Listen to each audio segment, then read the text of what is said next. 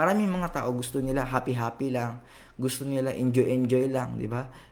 Lagi nila sinasabi, "Deserve kong maging masaya. Bakit hindi na lang ako maging masaya habang buhay?"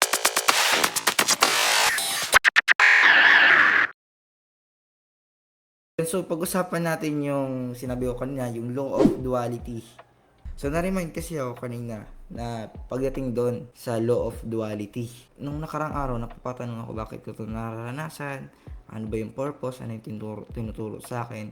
And na-remind ako na normal lang pala yun, nakalimutan ko. Alam ko na dati, pero nakakalimutan kasi natin eh. Kaya minsan, meron kami maririnig sa akin na paulit-ulit na lang. No, magsasawa ka na, paulit-ulit na lang. Kasi, nagsiset siya as a reminder sa'yo eh. Kaya siya paulit-ulit kasi meron kang hindi na ipapasa na paulit-ulit mong nararanasan. At paulit-ulit mo din kailangan marinig yung lesson doon. So, yung law of duality, dumako tayo doon. Nagset din siya as a reminder sa akin. Narinig ko siya kanina ulit. I-explain ko siya, yung para siyang coin. Para siyang coin, merong tao tsaka merong ibon. 'Di ba? Merong kabaliktaran. Katulad naman sa yin and yang, merong kulay white tsaka merong kulay black. Merong light, merong dark. Kaya sa buhay, merong good, merong evil. So, yun yung law of duality. Merong kabaliktaran. Sa buhay natin, merong happy and merong sad. Ba, merong suffering and merong kaginhawaan. Maraming mga tao gusto nila happy-happy lang, gusto nila enjoy-enjoy lang, di ba? Kasi lagi nila sinasabi, deserve kong maging masaya.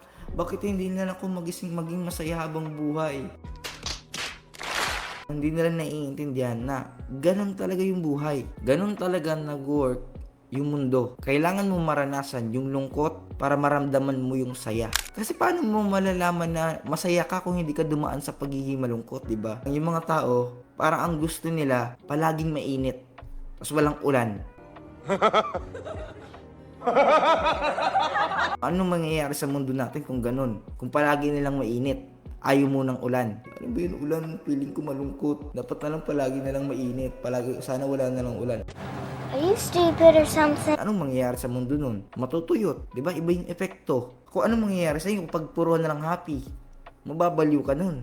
Diba, hindi natin alam kung anong magiging effect nun. Hindi ka makaramdam ng lungkot. So, kailangan meron talaga yung kabaliktaran nun, yung happy. Kailangan merong sad. Kasi paano mo malalaman na masaya ka kung hindi ka dumaan sa pagiging malungkot, di ba? Paano mo malalaman na tamang tao ka na kung hindi ka dumaan sa pagiging maling tao? It makes sense ba? Kaya, pag ikaw dumadaan ka sa mga sitwasyon na malungkot ka, palagi mo dapat na, i-remind sa sarili mo na normal lang to. Kasi yun yung law of duality. Meron talagang happy, meron talagang sad.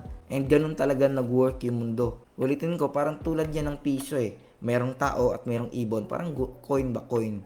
Merong tao, merong ibon. Hindi mo pwedeng i-expect na tao lang.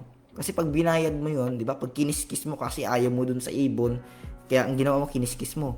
Kiniskis mo yung kiniskis para mawala yung ibon. Ibayad mo yung piso, ibayad mo yung coin sa tindahan, bili ka ng pagkain.